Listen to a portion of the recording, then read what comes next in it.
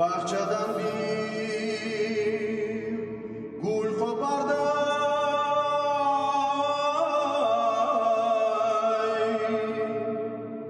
Yar başına takmaya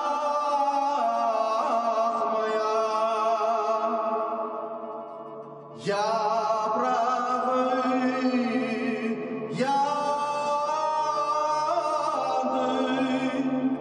tutaştı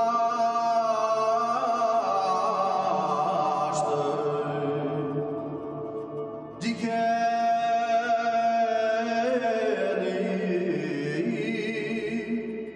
kanakladı.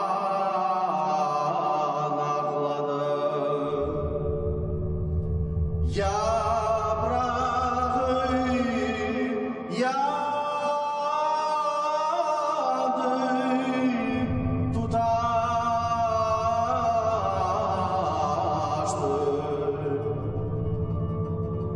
dikeni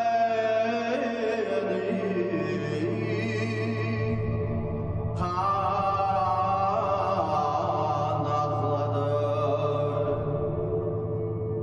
Vardım yere bahçesine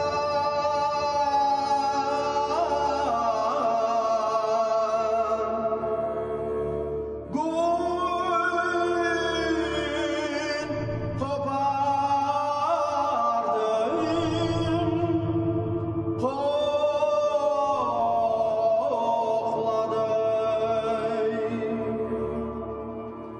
Men yarimdin mektup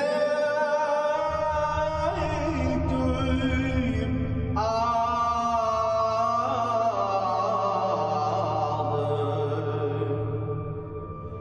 Em okudum,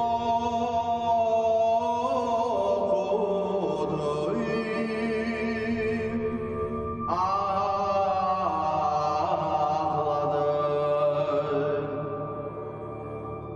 Men yarimdin mektup aldım.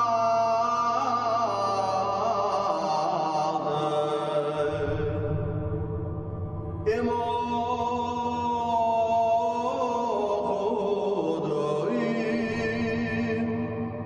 ağladım.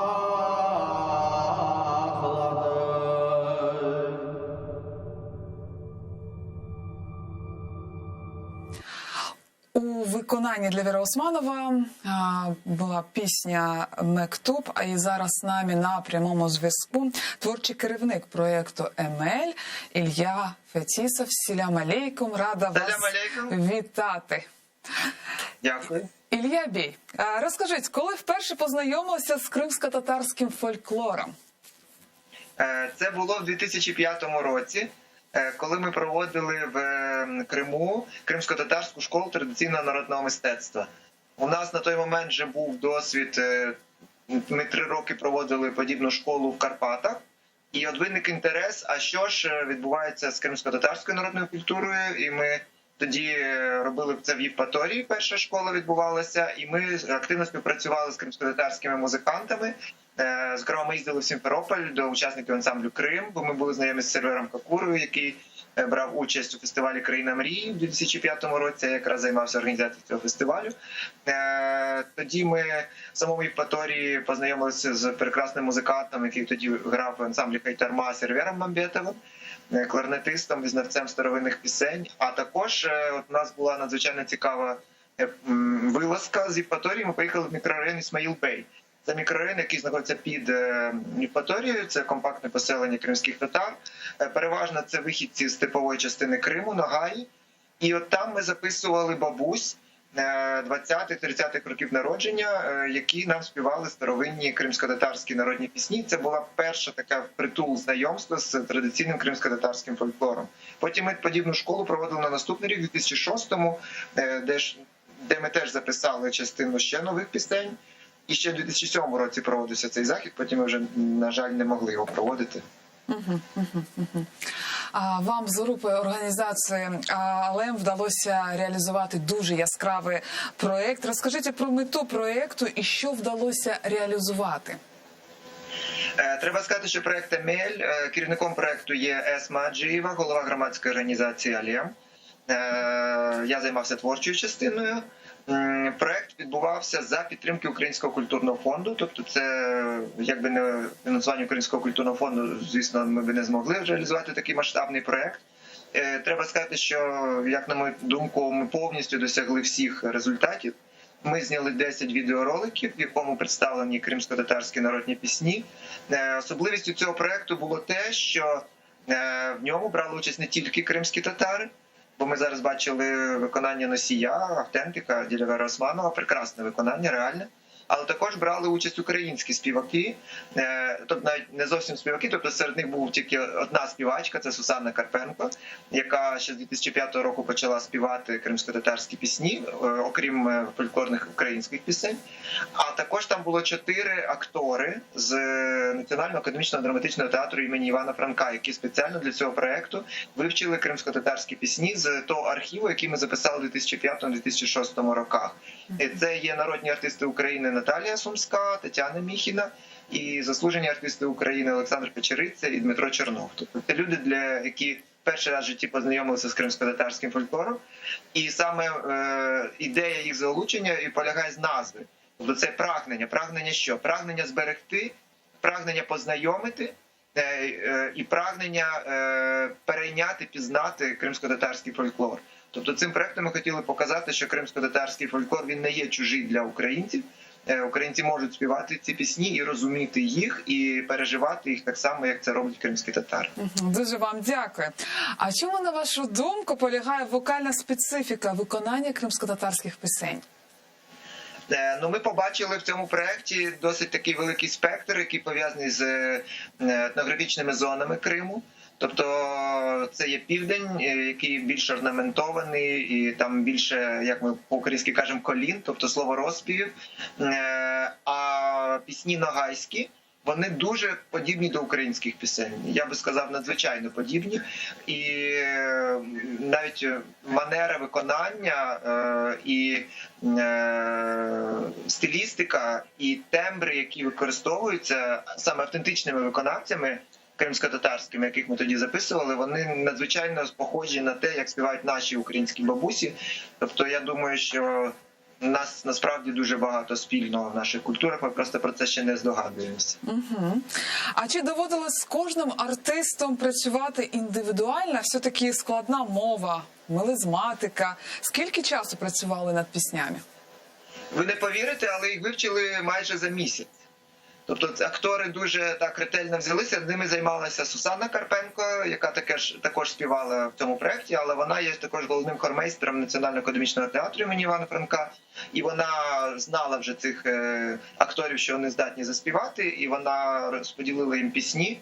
Ми вибирали ці пісні відповідно до характерів людей, і ми дуже влучно підібрали. Дійсно, актори співають, навіть, наче кожен свою пісню співає. Тетяна Міхіна навіть приїхала на знімальний майданчик разом з маленьким Богданчиком, якому було ще 2 місяці, і вона співала йому колискову на знімальному майданчику.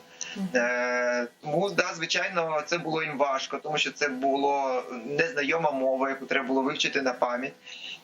І добре, що мелодії пісень, як я вже казав, не такі складні в тому плані, що вони співали нагайські пісні, і дійсно нагайські пісні до українських пісень вони ближче, ніж, наприклад, південнобережні для нас дійсно це трошки інша стилістика. От Джамала, яку ми зараз бачимо в кадрі, вона співала південнобережну пісню, як і Ділявер. А ми так взяли спеціально, щоб українці співали ті пісні, які інтонаційно ближче до українського фольклору.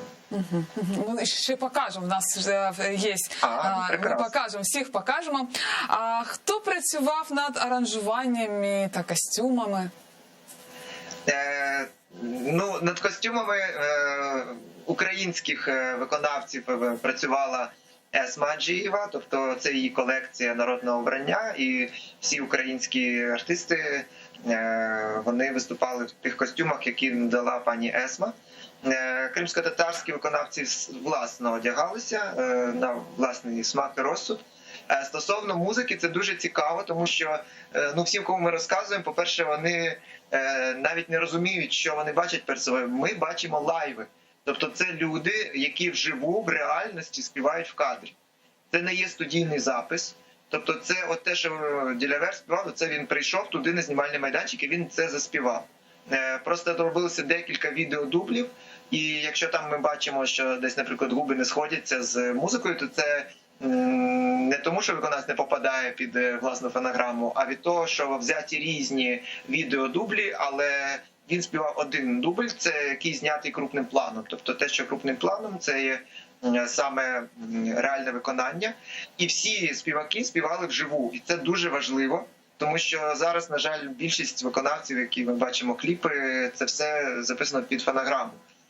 І так само стосовно музики. Коли люди співали, на знімальному майданчику не було ніякої музики. Вони співали, був тільки людина, і пісня, і простір. І все. Більше нічого не було. І людина не була обмежена ніякими зовнішніми шумами, ніякою зовнішньою музикою. Та музика, яку ви чуєте в кадрі, це геніальна робота знаменитої української композиторки Алли Загайкевич, яка писала музику вже під записані аудіотреки. Це, звичайно, дуже карколомна робота, дуже складна робота, тому що,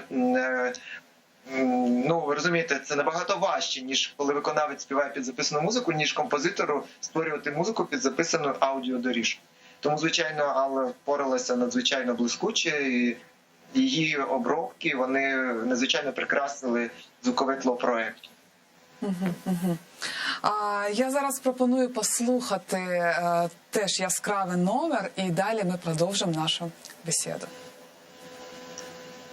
Kapertinda takir takir ben sanetim ketin tokur Ol veşeline kitabın okurir Molla olgan şov sıçan Ah sıçan evak sıçan Ekide köze kör sıçan Bali mezinin balına Dali be gezere şov sıçan Kordenezim sıçanı Raftan dılıp kıhçını Elinde kapsta kaçanı Dostun же olgun şov sıçan Ah sıçan evak sıçan Ekede koze kör sıçan Balı mezinin balına Dalıp gezere şov sıçan Bezim sıçan evlenecek Tahta bite kız birinecek Şibirilen halki toyşalacak Birilir kalka oynanacak Ah sıçan evak sıçan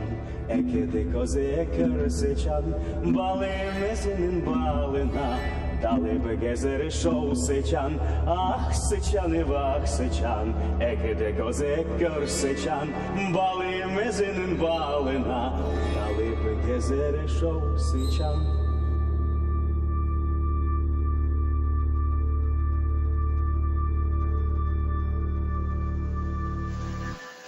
А ми продовжуємо наш ефір. Я нагадаю, гость нашої програми, творчий керівник проєкту «Емель» Ілля Фетісов.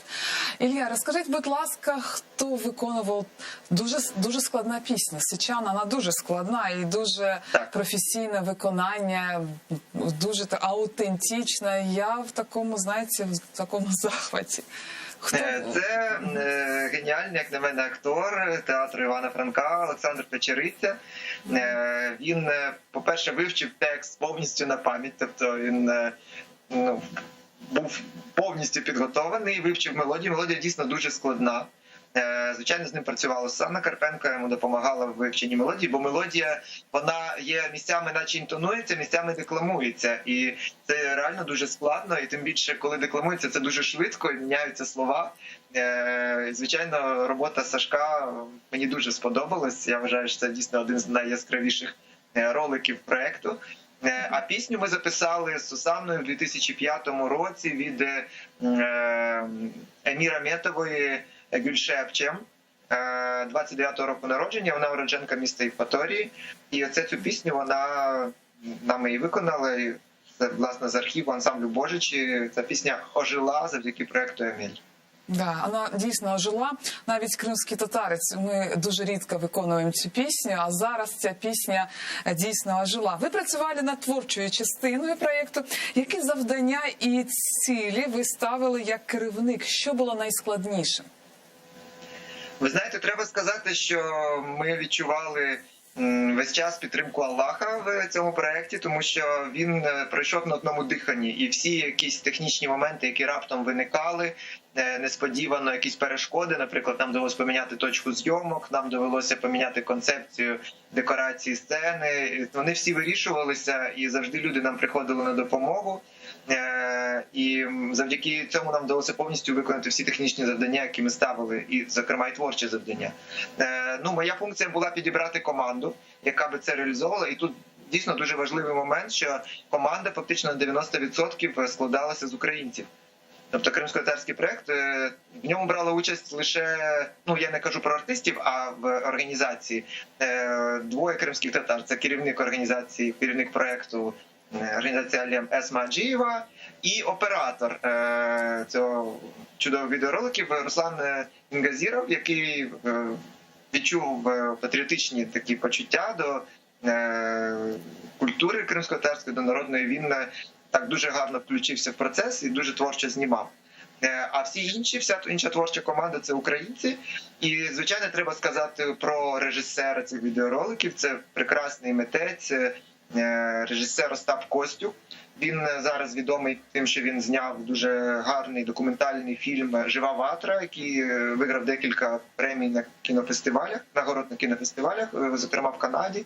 Це фільм, який показує життя гірських ватагів, тобто пастухів, які живуть в горах, в Карпатах, на полонині. Вони виходять туди більше, ніж на півроку, і вони там в горах живуть, і тільки вони і худоба, і вони цю худобу доять, і які там в них історії, легенди, як це відбувається, яка музика. І Остап сам по собі музикант.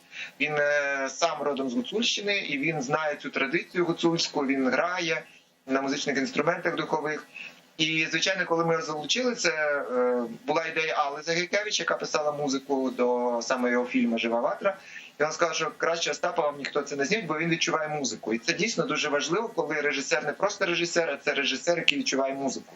І він, відповідно, знає, як він хоче потім цю пісню побачити. Не просто картинку, а саме, щоб це була і пісня. Зокрема, це проявлялося також і в тексті, тому що ви бачите, що всі пісні мають український переклад, причому віршований переклад. І це ідея Остапа була, щоб цей переклад був віршованим.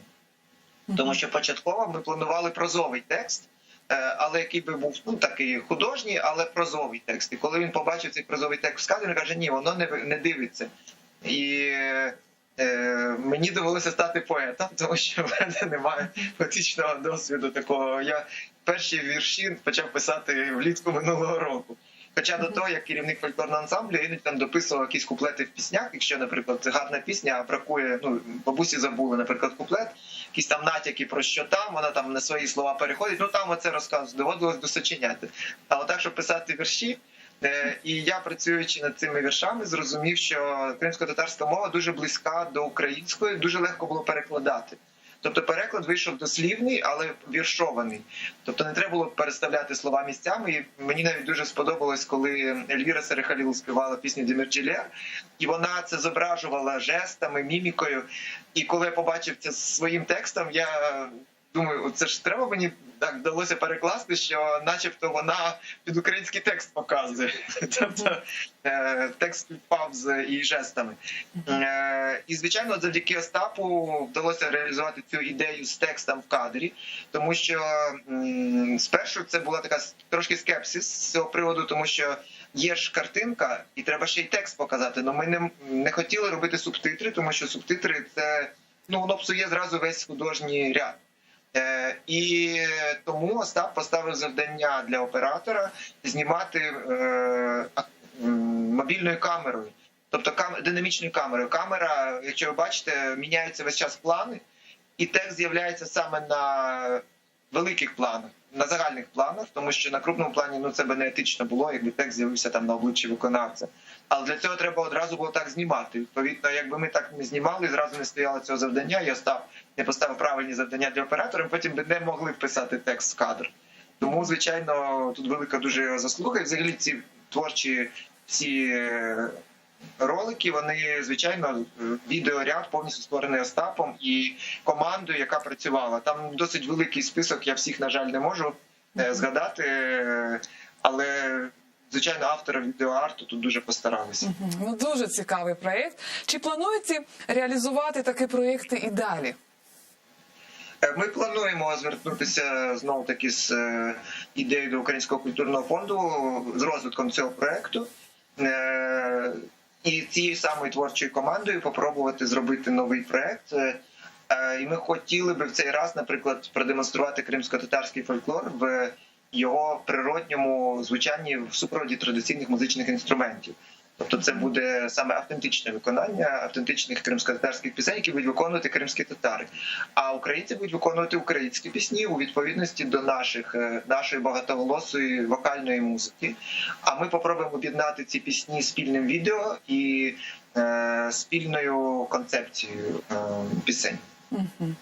Дуже вам дякую, дуже вам дякую за вашу роботу, за такі цікаві проєкти. Ми вам дуже вдячні і бажаємо вам успіху. Дякую, дуже дякую. А ми завершуємо цей блок. Я нагадаю, гостем нашої програми був творчий керівник проєкту «ЕМЕЛь» Ілля Фетисов. І далі ми продовжимо наш ефір «Будьте сатер».